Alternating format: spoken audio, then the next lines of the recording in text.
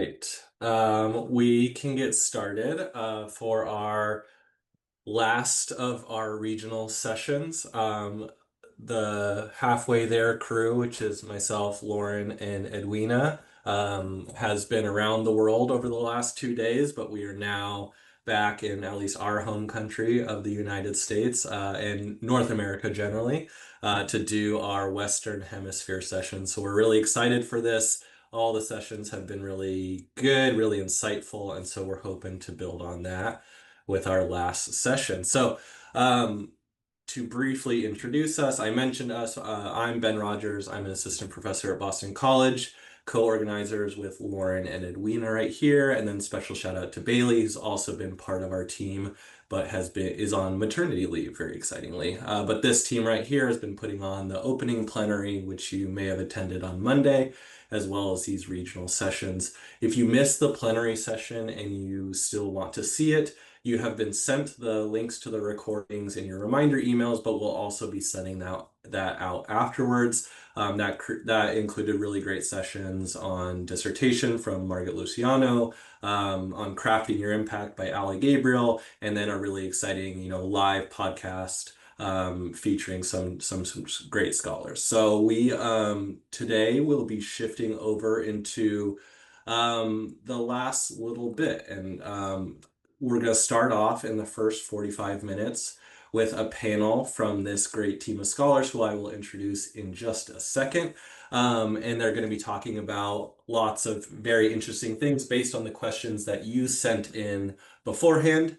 And then afterwards, we're going to split into roundtable breakout sessions. There's going to be 2 rounds of that. And we will introduce how that's going to work later on. But I want to jump right into the panel if everyone is ready to roll with that.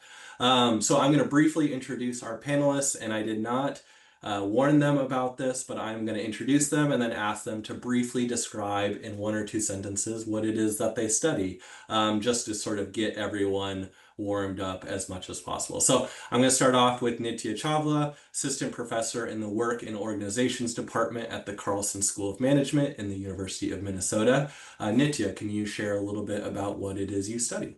Yes. Hi, everyone. Thank you so much for participating. I'm excited to be here. I study 3 big buckets of things. I study employees' diverse experiences, understanding how their non-work identities spill over to influence their experiences and their interpersonal interactions at work. Tied to that, I also look at employees' well-being experiences and how they spend time in their non-work when they're not working.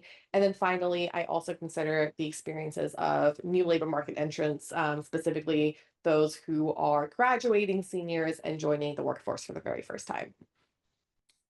Awesome. Thank you. We're really excited to have you here. Next up is Dave Arena, Assistant Professor of Management at the University of Texas at Arlington. Dave, could you introduce what it is that you study a little bit? Sure. Excited to be here. Welcome, everyone. Most of my research falls at the intersection of identity work and work-family issues. I do a lot of my work understanding how we bring parts of our out-of-work selves into the workplace. I've recently taken up an effort in looking at employee success. As someone who does a lot of identity work in multiple different communities, I find that we know a lot about the bad stuff and not a lot about the good stuff. So I've pivoted a lot of my work towards understanding how people navigate marginalization, different barriers within the workplace context. Awesome. Thanks for joining us. Next up, we have Rui Zhang, Assistant Professor in Organizational Behavior at the Smeal College of Business and at Penn State. Rui, could you share a little bit about your research? Hi, everybody. I just want to make sure everybody hear me okay. Okay, good. So thanks so much for coming to the session, and thanks so much for having me here. So most of our research focuses on negative workplace phenomena, like negative behaviors like gossip, abuse situation, ostracism. I also pay attention to negative emotions. Recently, I'm being pretty focused on the notion of homesickness. So even though I tend to focus on a negative workplace phenomenon, my research tends to shed a more positive light on those negative phenomena. For example, I study the potential functions of gossiping at work. So that's why I identify myself as a positive scholar on negative phenomena. I love that. Thanks for joining us. And then I believe Tosin joined the Zoom, if I saw correctly, but taking a little bit of leap of faith that I'm going to introduce Tosin Nwade, Assistant Professor of OBHR at the University of Toronto. Tosin, I was having the panelists just share a very quick 1 or 2 sentences about what it is that they study. Sure. Can you guys hear me? Mm-hmm. Okay. I'm happy to be here. My name's Tosin. I would generally describe my work at the intersection of intergroup relations, stigma, authenticity, and inequality. My work in general looks at things like racial inequity, racial inequality, racial stratification, and basically how we contribute to that with our attitudes and behaviors, both in expected and unexpected ways. So yeah, happy to be here, and thanks for joining us. All right, thank you. We're really excited to have this great panel, and so I am going to stop sharing my screen and we will spotlight our great panelists so that you can watch them all during the panel. But to sort of kick things off, so I'm going to be facilitating things based on the questions that were sent in beforehand by our attendees. And just to sort of set the stage for our panelists, if you're not familiar, the audience is largely second, third, or maybe some fourth year PhD students who are just kind of exiting the prelim comps phase of their program and are starting to enter in, that murky second half of the PhD program, whether that's dissertating, eventually job market, or just any or all of the above. And so I wanted to start off with what is often sort of the big milestone of that second half as people are leaving, and that is the dissertation. And so, you're leaving prelims, you're leaving comps, and now you're thinking about like, all right, I have to do this thing called a dissertation. What is that? How do I even approach it? What's a committee? Where do I start? Who do I talk to? So I'm going to leave it very wide open and ask, whether that's specific to your institution or your own experience, what was your experience navigating, how you approach your dissertation? Was it just another project? Was it your magnum opus? Was it 1 essay versus 3 essays? Whatever tips you can do as people are starting to think about approaching their dissertation. I'm going to start off by going to Nitya, if you can kick us off with your experiences there. And then the other panelists, if you want to jump in after Nitya shares her grand insights. Oh, okay. Thank you. In addition to not telling us that we're going to share our bios, Ben also did not inform us. He's keeping us on our toes, which I appreciate. The dissertation, it is really scary. I remember, so at Arizona, we passed, we got through comps at the end of our third year, which is a little later than other institutions. And I just remember being like, oh my God, I'm at my dissertation stage. I don't know if I feel ready. What is like, I feel like this does have to be the biggest, baddest thing I've ever done in my life. And that just, it caused a lot of anxiety.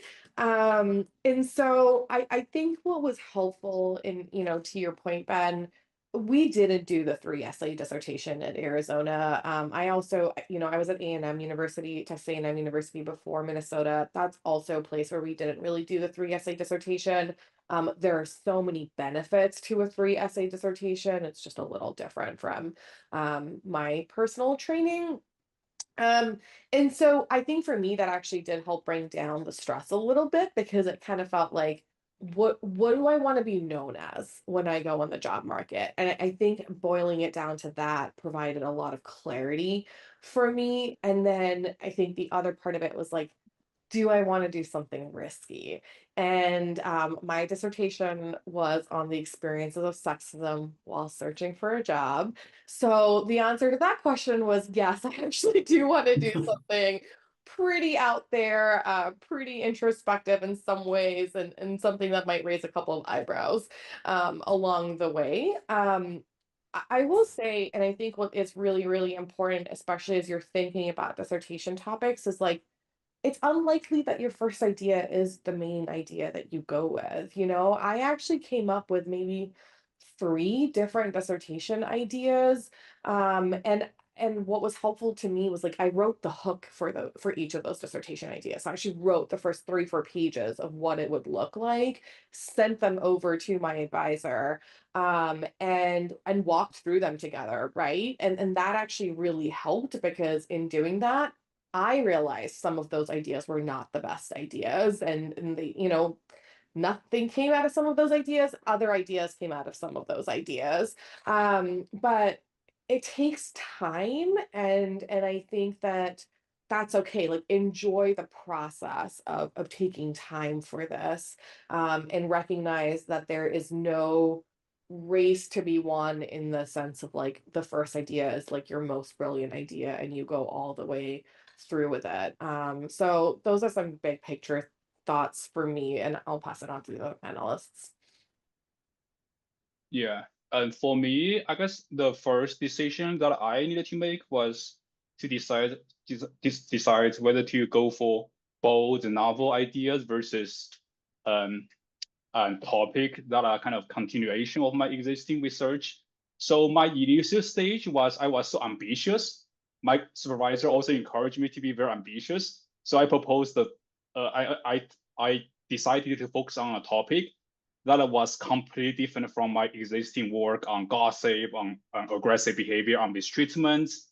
And I adapted the 3 S's and 3 papers model. And the 3 papers I proposed were completely new. But down the road, as I got deeper into the dissertation process, I totally regretted my decision, because I realized, because the ultimate goal for me is essentially to publish all 3 papers. And there was no way for me to produce 3 high quality new papers. So due to the time constraint, due to the timeline, because we needed to defend my proposal before I got into the job market, so time was pretty limited. As a result, after the discussion with my supervisor, I decided to switch back to my original topic, which was more like continuation of my original research and topic, which was about gossip, abuse situation kind of stuff. And so that's one decision I had to make. I guess that's also one first decision that students, like incoming students, also need to make, to decide between risking topic, new topic, versus, continuation of your existing research.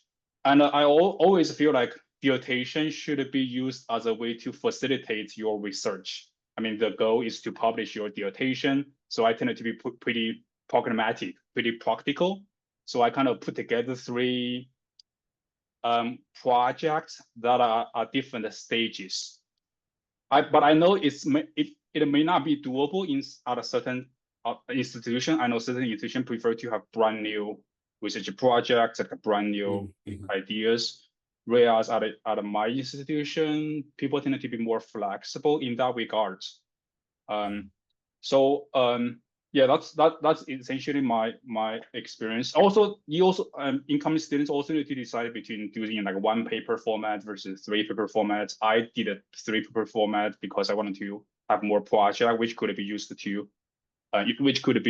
for my tenure clock purposes. Yeah, I wanna co-sign Nitya's anxiety. I think that, Yeah. once you get post prelims, post comps, your sort of day-to-day as a doctoral student changes a lot. You're not taking classes anymore, and you might find yourself, like I did, with like big swaths of time, which is, I would kill for that today, but it's a little disarming to have so much agency over what you spend your time on. And there's a lot of pressure to spend time like doing really deep thinking about your dissertation. I was really anxious about what I wanted to do. I oscillated pretty frequently between wanting to do something that was related to what I was doing already, something that was completely different. I was also my advisor's first student, so we were sort of navigating this process together, which was a lot of fun. But if I were to do it all again, I think we got into a cycle of getting really excited about the idea as a whole. What I presented to my committee was I was doing way too much. I had like 16 surveys over the course of 4 months. Like I was like moving mountains. And I remember sitting in my committee meeting with Kurt Krager, who looked at my slide and said, "You're not going to do this. Like, this is not going to happen." And I was like a little windswept, but then looked at it and was like, yeah, this was kind of wild. Like, I don't know why I let myself get to this position.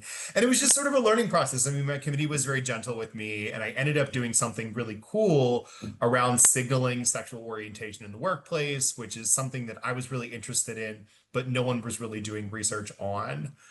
Something that we haven't talked about yet that I think is really important is you need to dedicate some time into thinking about who's going to be on your committee.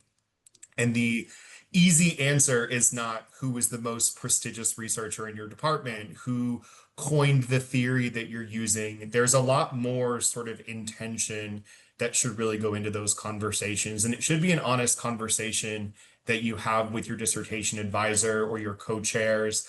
I talked to my advisor, Kristen, very early on. Her husband is in my department. That was one person, very easy, but I had no idea who the other two people were going to be. And I remember her asking me very vividly something that I ask my students now when they come with a dissertation idea. What do you want them to do? Do you need a theory person? Do you need a methods person? Do you need someone to challenge you on your ideas? And that's how I sort of led through who the other person in my department was going to be and who the external person was going to be also. So having those conversations early on and having those conversations honestly with your advisor. Maybe the person you think might be a great committee member is kind of a jerk in committee meetings, and you might not know that until you talk to people about it. But I would always recommend thinking about who you want on your squad pretty early on in your process. I think there's been so much great advice. I'll just chime in here a little bit with my experience. So my dissertation was also not the greatest experience in hindsight. Um, I had various projects that I worked on up to that point that just didn't necessarily pan out. So there was a lot of pressure for the dissertation to be like the really, really big thing, like it needed to pan out, right? And I had an idea and we collected data for it and it looked great. We were excited. It was awesome. And we collected study 2 and like none of the results replicated. And it was devastating. Like, what do I do now? And so even now, as I tell people that story, I call it dissertation 1.0, and I had to pivot to dissertation 2.0 in spite of all of the investment that I made with the question and the theory and the design, basically everything. It's like, yeah, no, like spurious effects. So that was very, very, very disappointing. But in hindsight, it's probably good to find that earlier in the process than later in the process. So I pivoted to dissertation 2.0. But there was so much pressure with dissertation 2.0 because it's like, I can't pivot again. I'm in like the 11th hour and I really need for things to pan out. And fortunately, things did. I think I resonate with what Nitya said, which is, you know, I went to a program where we were encouraged to think really, really, really big and take risk. And so, of course, that's what I did. And so I had a really, really, really big study in my dissertation. For context, it was probably like a $5,000 or $6,000 study. And so all the other studies worked out, and I got to this study, and it was kind of a bust. So that also was disappointing because how do I navigate this on the market? Like, how do I navigate this in my job talk? What am I going to do here? And I think things generally panned out. But I'm even, 2, 3 years removed from my dissertation and still like, well, what do I do with that? That study is a bust. And so I'll just add a couple of things here that I think people haven't mentioned thus far. For better or worse, a dissertation is one of several potential projects that you're going to be working on when you graduate. And I know there's a lot of pressure for it to be perfect, but technically, if you don't publish your dissertation, it's not the worst thing in the world. I'm in my role as a tenure track professor, have dozens of projects at various stages and stuff like that. Ideally, it's helpful if one or more of those are related to your dissertation because it's going to help a lot. But if it doesn't, there are other projects that you can pursue in lieu of that. So it's technically not the worst thing in the world. I just want to mention that to potentially alleviate some pressure that you might feel.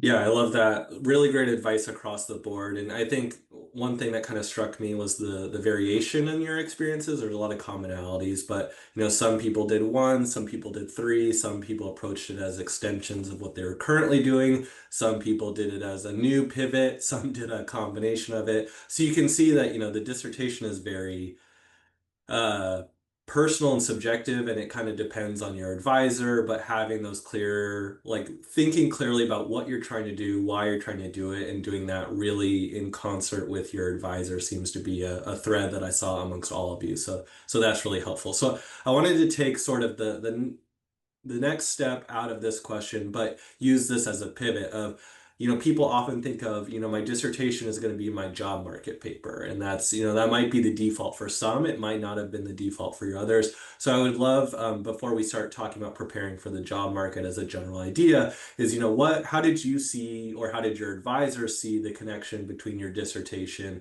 and your job market, either identity or paper generally? And Tosin, if you're all right, I might just go right back to you since you went fourth on the last round. Sure. So I was in a situation where I only had two options. I mentioned this previously. I pursued various stuff in grad school. Those things didn't pan out. By the time I got to the market, I really had two options. There was option number one, which was my dissertation, and there was option number two. Now, being, the program that we're at Emory, we put a really, really, really big premium on novelty. And so before we collected this data that was a bust, my advisor was of the school of thought, your dissertation needs to be your job talk. And their feedback was, this other project is okay, but it's not as interesting, right? And I kind of leaned into that project a little bit because I was like, this is a $6,000 study on something that we haven't necessarily collected a ton of data on. We don't know if it's going to work out. So in the back of my mind, I was like, I kind of want to lean a little bit safer, but if it does work, this would be really, really great. And it would look really, really good on the market. Now, as it turns out, uncertainty got the better of us. And the study, the really big study, actually turned out to be a bust. So it was mixed results. And I did go on the market with my dissertation. So I had three experiments that showed a really compelling pattern of results. I had a really, really big $6,000 field study, and that was a bust.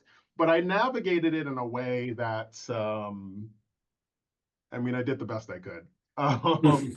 And I think that when I presented on the market, people were really, really fascinated by the idea, the phenomenon, the question. And I think because of the novelty, that did really kind of get me across the finish line.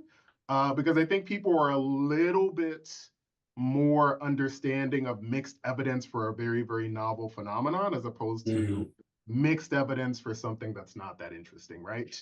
And so that's what I ended up doing on the market. But I think to the person who posed the question's point, you need something that's going to showcase your ability to do great research and ideally reflects your research identity as a scholar. That could be your dissertation. It could be something else. And it's a conversation to be had perhaps with your advisor and maybe others, but it technically doesn't have to be your dissertation. Mm-hmm. I agree with that completely. And especially when you think about communicating about your dissertation on a job talk, at that point, the search committee knows what your research portfolio looks like. They've read your CV, they've had conversations with you, they've had a review of your research statement. So what I tend to approach dissertations for job talk purposes as a way of communicating that you can generate some idea that fits within your research portfolio and is also interesting and cool. And I think any idea can be interesting and cool based on how you communicate about it. My dissertation, I went on the market as I had two papers that I presented in my job talk, and then my dissertation was kind of like a tacked on at the end because I was collecting data. I collected data all the way until December, panicked over winter break, analyzed data, submitted my dissertation for review, and proposed like right before society collapsed in 2020. So when I was on the market, my idea for my dissertation was really more of a concept of a plan. I had some theory, I had some hypotheses, I had some ideas, but I didn't really have any data. So it was really on me to communicate, all right, like this is what I think I'm going to do. This is like something that drives from me personally. And I don't have my data yet, but I think it could be really interesting. And that's the approach that I took. And when I see job talks come through UTA, or when I saw job talks come through Memphis for folks that were ABD, I would say it's about a 50-50 shot that they had data for their dissertation by the time that they were presenting their job talk slides. And I don't think that's necessarily a bad thing. I don't think you have to have like a full-fledged, this is the results, this is what everything is saying. But I do want to know if it's interesting. And I do want to know that you have a head around what it is that you're studying. One sort of last point on there is I want to know that your dissertation is yours. I think that it's really easy to tell when someone is presenting data that is their advisor's idea, or maybe it's like sort of a joint idea, but you're not really running the show. Like, I want to know that you are the one who's leading the charge here, because I want to see some evidence of an independent scholarship. And it could be sort of any idea under the sun. I am just as interested sometimes in strategy job talks as I am with OBHR job talks, as long as you can sort of sell me on the story. And I think that's most of what a job talk is just selling that you are an independent scholar that does some cool research. Gonna jump in here. I think like where Dave ended is actually really important. You know, there's this is a really tricky question. And I think the reason that it's tricky is because there's no right answer, right? Everyone's situation is a little different. Some of this is dependent on what type of school you're targeting. But what's really critical is like if you take a couple steps back and you like bird's eye view this, right? What are you trying to convey through your job talk? And today's point, it is, are you an independent scholar? And how do you convey that you're an independent scholar? The ideas that you come up with, your ability to theorize, right? Like grounded theorizing in it could be inductive, could be deductive, that depends on the nature of the question that you're asking. And your ability to work with data and analyze data. And so if you start breaking it down in that way, I think that can actually help answer your question for you. So for instance, my data was not going to be we're not going to be fully collected by the time that I was on I was giving job talks. And so that meant that I had to be able to showcase my analytical skills in a different way. And so, you know, I also presented a paper that was an R&R going into a conditional accept that I was first on, and then my dissertation, with the idea being that across those 90 minutes, I was able to show that I know how to lead a paper that can receive an R&R at a top tier journal, but that showcases my methodological and my analytical skills, but that my independent scholarly identity can be informed through this dissertation idea that I don't yet have data for. And so if you're able to think about it in that way, I actually think it opens up more opportunities and in just different paths to success. Because, you know, data screw ups happen too. Sometimes your data source falls through, right? And just having more flexibility there, as long as you're able to think about how do I showcase my independent scholarly identity, I think can be really beneficial. And I've seen multiple job talks where sometimes it is just the dissertation that's being presented, sometimes it's a combination, sometimes it's only an R&R, but that was really that person's identifying work that they're first on, and that's okay too. Yeah, I totally echo with other panelists' points. When I was on job market, my default was job market paper has to be your dissertation. But now I'm being assistant professor for 2 years, so we are kind of recruiting also in the past 2 years. So in the discussion we had, I feel like it's actually not always the case. It definitely varies a lot among different schools. Some schools prefer you have dissertation as your job talk. Some schools, they don't have such preferences. I mean, to me, I feel like ideal job market paper should look like this. So to signal your independence, to signal your intellectual leadership, ideally a job market paper should be one in which you are leading. You are leading the work, right? That's a strong signal. And ideally, as other panelists have mentioned, closely aligns with your research identity. right? Because they are going to remember your job talk. Your job talk ideally should reflect your identity, and ideally it's not published yet. It could be advanced R&R or initial R&R, but ideally it's not published, so that the audience will feel like their input will be useful. And ideally it's more advanced, so that you know what kind of question you are going to encounter, because if it's already been R&R stage, you got so many comments from the reviewers, those comments will likely be mentioned by the audience as well. Those comments help you. So first author align with identity, a little bit more advanced, and non-published. I guess that's probably the idea and my job on paper from my perspective. Awesome. Yeah. So I think that what's great is we again saw the range of things of uh, dissertation with all the studies collected or some of them, to partially collected, to not even having your dissertation be the only thing that you present. Hopefully that helps lessen some of the pressure that your dissertation has to be the one complete perfect thing for the job market, because we have 4 scholars who are very successful who had a range of experiences related to that.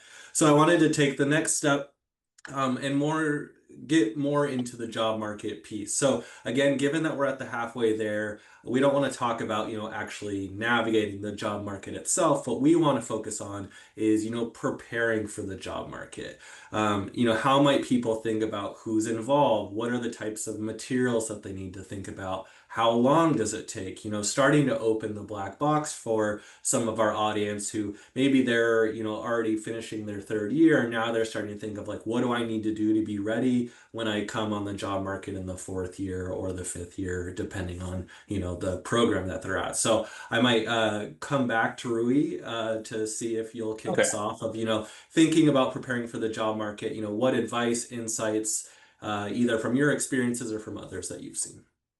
My advice is very simple, and trying to push forward your project and try to get something published or submitted published.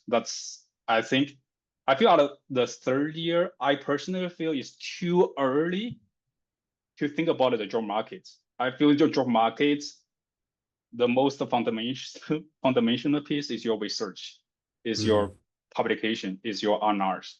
So I guess in your 2nd, 3rd year, I feel the priority should be work on your research, should be push forwards, and your project should be get something submitted and ideally accepted.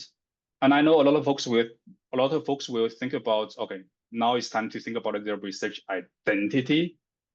To me, that's also seems to be too early, because oftentimes we do research, we get something published, and then we come back to craft our research identity.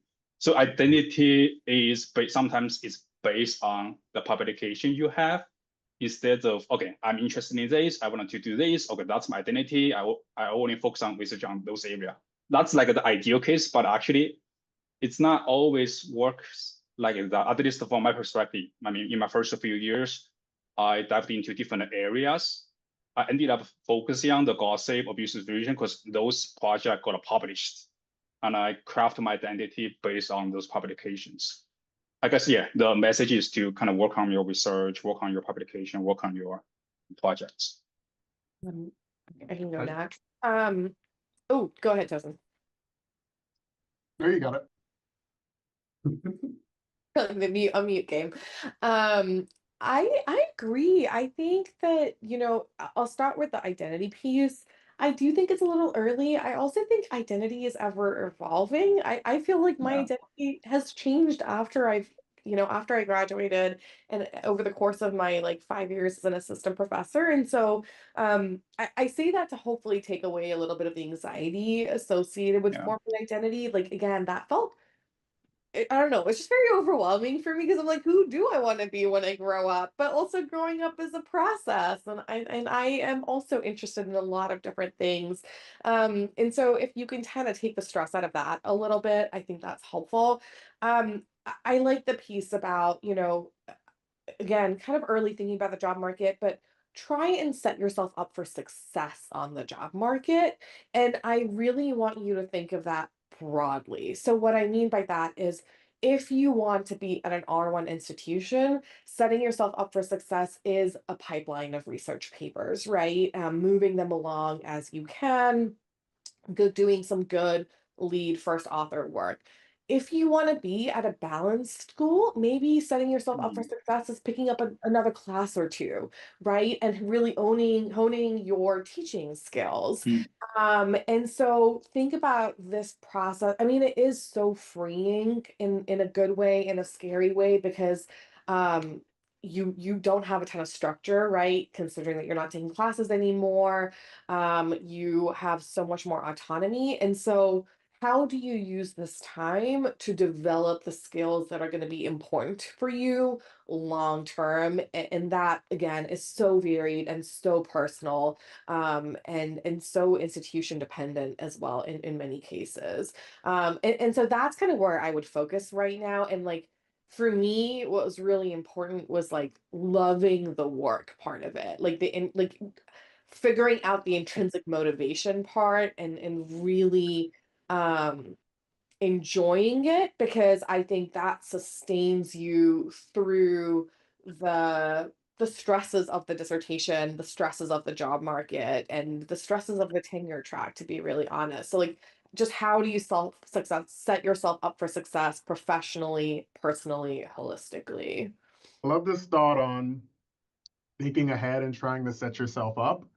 Um, Thinking about my own experience in my own program, I'll share, I think, maybe two things that I think could be really helpful. The first is, even though you're in potentially year 2 or year 3, I would strongly encourage you to get lots of practice writing. One of the reasons why I say that is because, and I say this as someone who served on search committees now, when you read someone's work or you listen to them present it, if you pay close attention, you can tell someone who's thought really, really, really, really deeply about whatever their thing is versus someone who's been working on it for writing it maybe for the last couple of months or something like that. And so I think the goal for everyone, to the extent, maybe they're trying to pursue more research-oriented opportunities, you want to make sure you get lots of practice thinking deeply about your work and learning how to communicate your work in really crystal clear ways. And for my own program at Emory, like writing was kind of the last stage of the process. And so I told you a lot of my projects were a bust, so I didn't get there. And then all of a sudden I'm on the market and it's like, I need a really, really, really, really, really, really, really good job market paper, but I haven't been practicing and nurturing that skill of writing. And so if I could go back, I would delve into that sooner and a lot more consistently. So that's one thought, and I think it's really practical. The second is kind of related to it. I would get practice presenting your work. And when I say presenting, I'm not talking about a 10-minute presentation at AOM or a 15-minute talk at PsyOp. I don't have anything against those, but that's not really a good preview of what it's like to present on the market. I'm talking about those internal brown bags with your classmates and your faculty members, where there's a back and forth about questions and comments, and you need to think on your feet. Like, those are actually the most valuable for getting a preview of the market. An AOM talk is not going to give you a good preview. A PsyOp talk, not going to give you a good preview. I don't have anything against those. Those are great for visibility. But if you really want to get practice articulating your work orally and responding real time in the moment, do those internal brown bags. If your department doesn't have one, maybe suggest that to a faculty member or an advisor and say, hey, I think this would be really good for me. Or even say, if nobody else wants this, I want to present a project. Can I get something on the calendar, and can we, get me some feedback or something like that? Those two things I think will help you prepare yourself really well for the market. So now you're doing your talk at, your dream school, and you're ready to communicate your work in a really crystal clear way. Yeah, I co-sign most of everything that's said. This is the function of going last, right? So I think there's a couple pieces that I'll co-sign and then one sort of extra note that I don't think has been said yet. Something that Nithya said around your research identity. Not one single person is going to go back to the research statement that you wrote on the job market when you go up for tenure, when you go up for your third year review. Your identity is going to change, and no one's going to hold you accountable to say, well, you said your future research direction was going this way, and now you're not doing that. It's just not something that happens in a sensible reality, at least not one that I'm living in. I've been on almost every search committee that we've had at UTA since I joined. I'm leading a search for an OBHR position this year. And it's just not something that we talk about internally, at least at my institution. Something else, I completely agree with Tosin's point that a SIOP presentation and an AOM presentation does not prepare you for a job talk. Job talks are marathons. It is an hour to 90 minutes of playing cognitive table tennis with 13 to 30 people.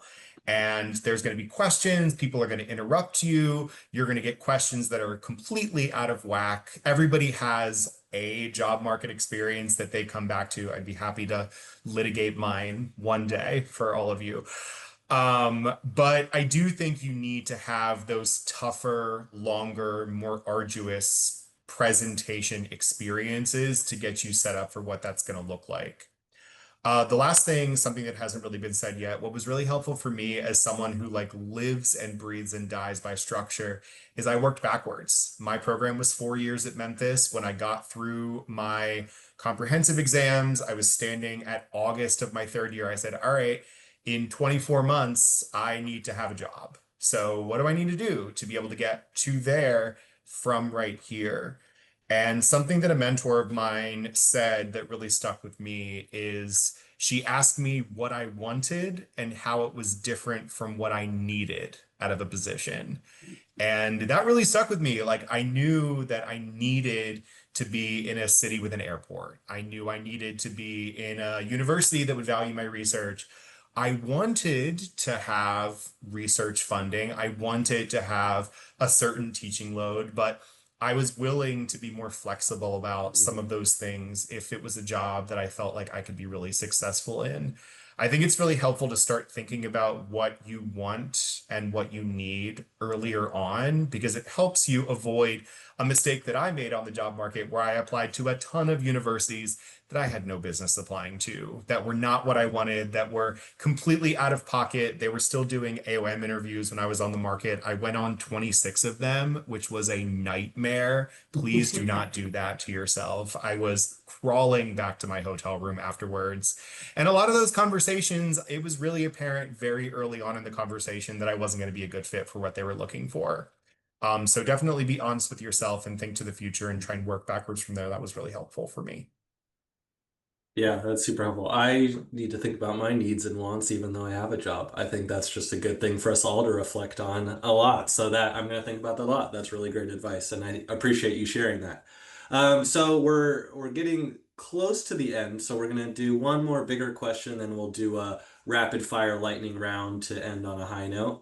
So I'm going to pair our last big question as whether from your own experiences or what you've seen with your students or other students, what are some of the most common mistakes that PhD students make as they're doing this halfway there transition, as they're coming out of the comps prelims into the sort of unstructured time? We've touched on a little bit, but I wanted to, put a point on, what are the biggest mistakes or biggest things that you see people do? But then I want to, make this tactical and practical of, given that, what is something that our audience can do, over the next 6 months to try to not make those mistakes, something tangible that they can do or start doing in order to make that transition more seamlessly. And so Dave, because you went last on the last round, I'm going to start with you, mistake, and then something practical that someone can start doing. I was ready for you this time. So Great. yeah. I mean, I think it's something that I've already said. I think that the transition from pre-comps to post-comps gives you a lot of autonomy, which I think is a really great thing. And I've seen a lot of students get tripped up over having those big stretches of time. So having a conversation with your advisor, having a conversation with other people in your program around how they structure their week, structure their days, I think that's something that I would encourage all of you to do. Talk to the people that are at later stages in your program, talk to the assistant professors in your department, the assistant professors out of your department around what they do because that autonomy doesn't go away. I think what they say about academia is we get to choose which 80 hours a week that we work. And I think that the way that you structure that 80 hours is really important and something that you should try and instill as quickly as possible once you get that autonomy. The other mistake that I tend to see people make when it comes to dissertations is either doing something that is too narrow or too big. I think that there's a beauty in something that sort of exists in the middle, something that is both comprehensive but also directive. And I know that that's kind of a fluffy, unreachable sentence to get to, but I would encourage you to take a step back and look at your dissertation model at some point during the first semester that you're really thinking about it and think to yourself, is this feasible? And if I send this to a journal, are they going to come back and say, well, this is an incremental contribution? And I know those are tough conversations to have, and you should have those with your mentors and people that are willing to give you direct and clear feedback. But those are the two things that came to mind for me. Awesome. Who wants to jump in next? Right. I could do that. Okay. I guess so at this stage, I feel like students are beginning to submit their papers to journals, and one common experience and a stressful experience is getting rejection. I got quite a few rejections in my first few submissions. One mistake I made was to blame myself too much, without realizing actually the research and the publication process is pretty random, and it oftentimes has something to do with being lucky, like getting the right reviewers, getting the right editor, or just the reviewer happen to know your topic, happen to know all the things, happen to like the topic. So probably one thing to avoid making the mistake is to realize the fact that hard work and being hardworking is important, but it is not the only factor. Right, publication tends to be pretty random. There are a lot of things that are beyond our control, beyond your control. And so being compassionate towards yourself, try not to be too hard on yourself is critical. And also because how random publication is, being persistent, being resilient is also very important. So oftentimes a paper may not land a journal, land a place until you try different journals. So so try to be persistent and try to maybe submit the same paper to different not simultaneous, but just after rejection. Don't blame yourself too hard, and make revisions and try to submit to another journal. And realizing actually publication is random, and there is a lot of factors beyond your control. I think this is all really great feedback. Maybe I'll just very quickly share. I think that one mistake that I see people or maybe students make is starting a lot of different things, like maybe too many different things. And I think it's hard because you see people do talks at your school and it has all these publications and Roy and Dave, and it's like, well, how do I get there? I know I'm going to start like 11 different projects, and you know, I hope we get there. That's not a good idea. And I tell students, maybe this isn't politically correct. I think at the earliest point in the program, you're probably going to do some of your worst work. And later on in the program is probably when you're going to do some of your best work. You're kind of at the middle point, right? So if you start like 11 different things, it may not be playing to the opportunity that you have to leverage your expertise and skill set and experience a little bit later in the process.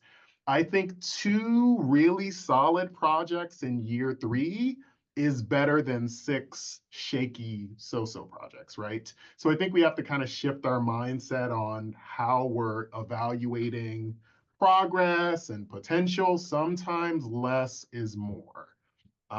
So try and find 1, maybe 2 really solid projects and maybe focus your attention on those. And then I would say just take advantage of opportunities to get feedback on your work. So yes. This is a hard question, and I think what I have might do a good job of summarizing what you've heard from, and I, really appreciate the experiences shared by all the other three panelists, and maybe also offer something to think about. The biggest pitfall, which I definitely fell into, was being so outcome oriented and focusing on what my CV was going to look like on the market. I became so obsessed with the number of publications that I was going to need. And, like, how do I position myself to get a really good R1 job that that when the rejections came, because of course they did, that is a part and parcel of our field, they crushed me. I had such a hard time motivating myself in my third year after a string of rejections. And I've had a string of rejections this year. And I think that having had those experiences in my PhD program better set me up for coping with rejections now.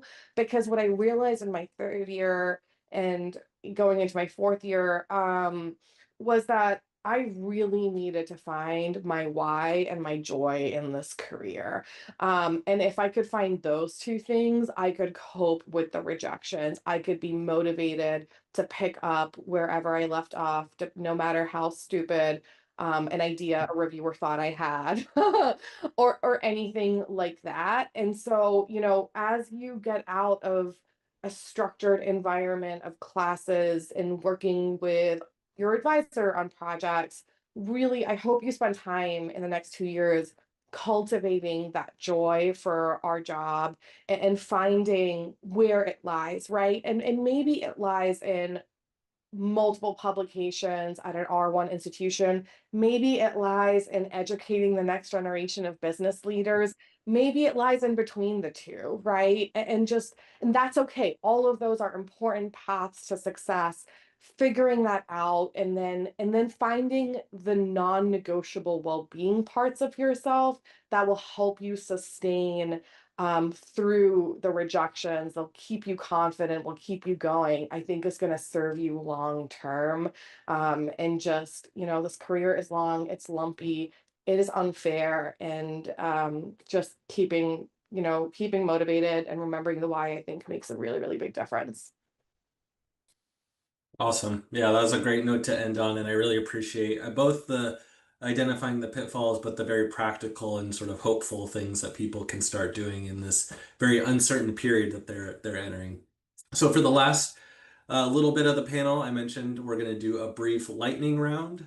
So this is just a few short questions. You can answer in 1, 2, maybe 3 words if you're feeling really generous. But I'm just going to throw this around. You can pop in. I won't pick on any of you. You can jump in whenever you're so inspired to answer the questions. So first question is, what is your favorite place to write? Or where is your favorite place to write? Outside of my house. That was 4 words. Sorry. My God. Inside I can't write. inside my home office. I'm such an introvert. In my work office. My home office.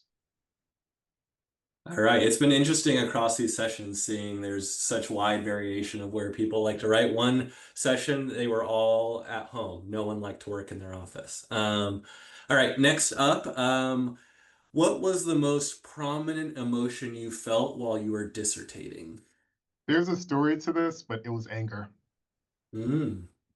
Mine also kind of anger and despair, but for very specific reasons that we're not allowed to get into far. Yeah, I'll triple threat that. It was frustration. Yeah, mine was actually pride. Partly because my advisor was supportive of my research. She was always very positive on me. So that's why it gave me a sense of pride. Oh, wait, can I add that anger and despair was not towards my advisor, but towards the panel? Like, we are recorded, so good to clarify this is being that. recorded. Me neither. Yeah, again, interesting variation. This one, Rui saved us by having a positive emotion, and one of them, everyone was super positive, and I was like, I don't know, like I liked my dissertation, but it was a lot of ups and downs. All right, so this obviously a spin-off of AOM, but I'm curious, what is your favorite non-AOM conference? Scion, definitely. I'm still exploring. All right, Yeah. I like SPSP. SBSP? Yeah, all right. Good good relation of IO, some social psych oriented answers as well. And then we'll end with this one. So we had asked the question in terms of your job market, but given we're, leading up into people potentially going to AOM in person, what's one not so obvious item that you recommend people packing in their suitcase as they head off to a big academic conference? Stain remover, wipes. Stain remover. Tylenol, ibuprofen. Hmm. Maybe a speaker. A speaker? Yeah, vibes. Controller, I guess. I don't know. I tend to use my own controller when I present. That give me some kind of familiarity with the setting.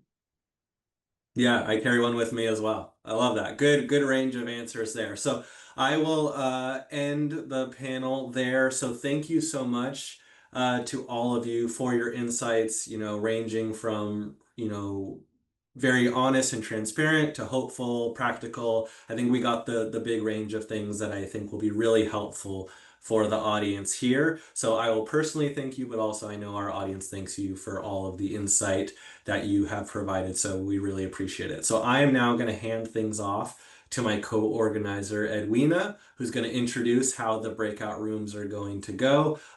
So I think all of our panelists, except for Tosin, who has to hop off, will be sticking around for the breakout rooms. So if you have specific questions for any of our panelists, you can feel free to join their breakout rooms, but I'll let Edwina give the rest of the details on the breakout rooms here.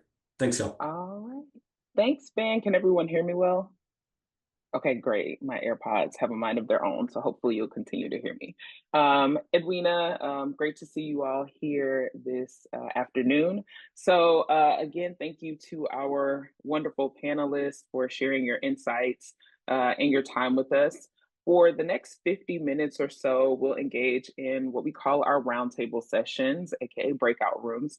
So each roundtable or breakout room will be hosted by one of our esteemed scholars. So that will include our panelists, as well as other recent graduates who have joined us today. So we should have a slide that displays each of the breakout rooms. And we've named the breakout rooms in Zoom by the person who's hosting them. So you can select whichever room you want for this first round. The first round will be 25 minutes. And so you can join whichever room you like. And then after about 25 minutes, we'll send out a blast message to let you know that it's time to rotate to your second room. And so our roundtable or breakout room hosts will stay in the room that they're in. So you all, our hosts, will not move. The students, however, will rotate after the 25-minute mark. So just 2 rounds of 25 minutes. We encourage all of our students to have your cameras on and speak up, ask questions. Everyone is here to share their insights and their experiences and their advice with you. So please take advantage.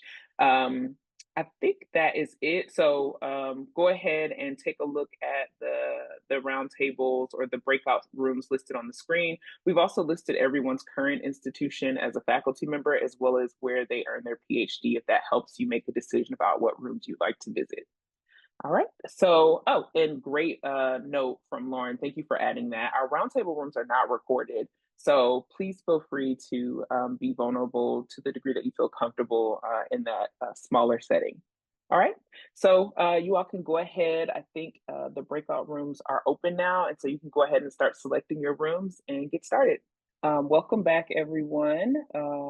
So just before we wrap up, a few things. On behalf of my co-organizers, Bailey, Ben, and Lauren, thank you again to our panelists and roundtable hosts. We really appreciate you sharing your time and your insights with us. Thank you so much. And then, of course, thank you to all of the students who were in attendance today. Thank you so much. We hope that you gained a lot from all of the insights that were shared and all of the wisdom and experiences. And hopefully you'll be able to reflect on what you heard here today and even what you heard on Monday in the opening plenary to consider how you can implement some of the things that you heard into your own plans and help shape your own academic journey. So before we wrap up, two announcements. The first is about our in-person Halfway There networking event that will take place at AOM 2025. So we mentioned in the opening plenary that we were trying to get a larger venue so that we could accommodate more than 30 people, which was what we originally stated in the registration. And so we are happy to announce that we were able to secure a larger venue that will allow us to accommodate more of you. So we encourage and invite you all to attend if you will be in Copenhagen. The in-person networking will take place on Tuesday, July 29th from 3 p.m. to 4:30 p.m. at the Bella Center in Copenhagen.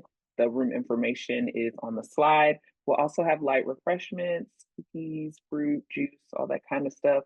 So this session is really, the in-person networking is intended for you all to get the opportunity to meet each other in person and to start building those relationships with the people that will be at a similar stage of their PhD journey, and then hopefully form relationships that will last into and through your career. So please plan to attend that. We look forward to seeing you there. And then the second and final announcement is about our survey. So as Lauren mentioned in the opening plenary, this is the first time that we've done Halfway There in this format with the virtual sessions and the regional sessions. So we'd really love to hear from each of you feedback about what went well and maybe what changes you'd like to see in the future.